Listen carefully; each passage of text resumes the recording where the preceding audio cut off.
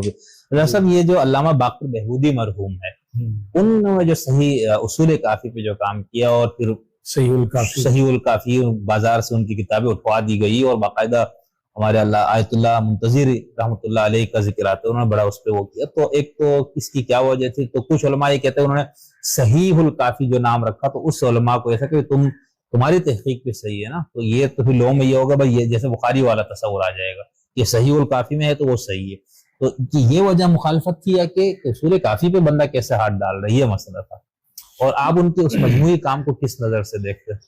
دیکھیے اصل میں بات یہ ہے کہ جیسے ہم نے اثناء گفتگو میں کسی وقت کہا کہ جو محدث ہے وہ اپنے کچھ اصول قرار دیتا ہے، کسی حدیث کو صحیح قرار دے گا.